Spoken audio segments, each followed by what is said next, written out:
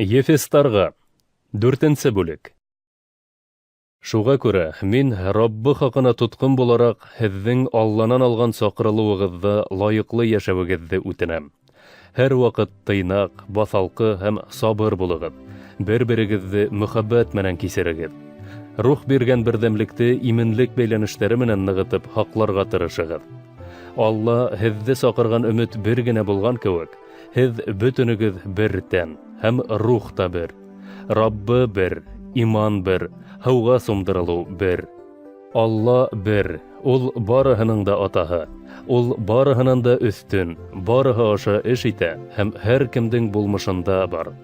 Мәсих һәр беребеҙгә һәләтте үҙе билдәләгәнсә бирҙе. Шуның өсөн изге яҙмала: Юғарыға күтәрелеп, әсирҙәрҙе әйҙәп, кешеләргә бүләк өләште, тип әйтелгән.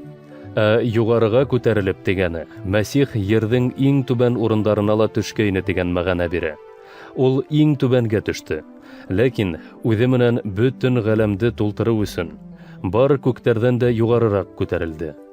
Ул үҙе ҡайһы берҙәрен илселәр, икенселәрен пәйғәмбәрҙәр, бәғзеләрен һөйөнөслө хәбәрҙе вәғәзләүселәр, ҡайһыларын башлыҡ һәм өйрәтеүсе итеп ҡуйҙы. Алланың изге халҡын хеҙмәт итеүгә әҙерләү, Мәсих тәнен, имандаштар берҙәмлеген үҫтереү өсөн эшләне ул бына. Был төҙөлөш бөтөнөбөҙҙә иманда һәм Алла улын танып белеүҙә берҙәм булғанға тиклем дауам итәсәк. Шулай итеп, беҙ барыбыҙ ҙа рухи яҡтан камиллашҡан һәм булмышыбыҙ менән Мәсих кимәленә еткән кешеләр булырбыҙ. Мәкерле кешеләрҙең хәйләләренә, тәғлимәттәренә ышанып, төрлө яҡҡа борғолаған елдәр һәм тулҡындар ыңғайына һуғылып, алданып йөрөүсе сабый булыуҙан туҡтайыҡ. Киреһенсә, хәҡиҡәт тураһында һөйөү менән һөйләп, уға тәндең башы булған Мәсихкә ярашлы рәүештә һәр яҡтан үҫәйек. Уның аша тәндең һәр ағзаһы бер-береһен беркетеүсе һеңерҙәр ярҙамында тоташып һәм берләшеп, үҙенә тейешле эш башҡарғанда, бөтөн тән үҫә һәм үҙ-үҙен мөхәббәттә үҫтерә. Шуға күрә Раббы исеменән әйтәм һәм талап итәм: артабан зиһендәре томаланған мәжүсиҙәр кеүек йәшәмәгеҙ.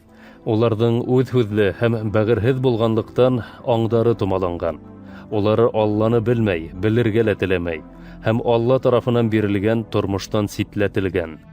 Улар намыҫтарын юғалтып, аҙғынлыҡҡа бирелгән һәм ҡомһоҙланып һәр төрлө боҙоҡлоҡтар ҡыла.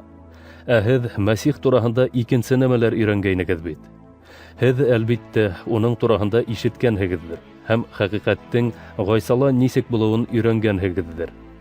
Ялған нәфсе менән мауығып, аҙғынлыҡ юлынан барған элекке кешенең бығаса алып барған йәшәү рәүешенән баш тартып, фекер рәүешегеҙ һәм рухығыҙ яңырһын. Һәм Алла сүрәтендә яратылған, дөрөҫлөктә ғәҙел һәм изгелекле яңы кешегә әйләнегеҙ. Беҙ бер тәндең ағзалары булғанға күрә, һәр кем ялғанды кире ҡағып, үҙ яҡынына дөрөҫлөктө генә һөйләһен. Асыулы сағығыҙҙа ла гонаһ ҡылмағыҙ. Ҡояш байығансы ярһыуығыҙ баҫылһын.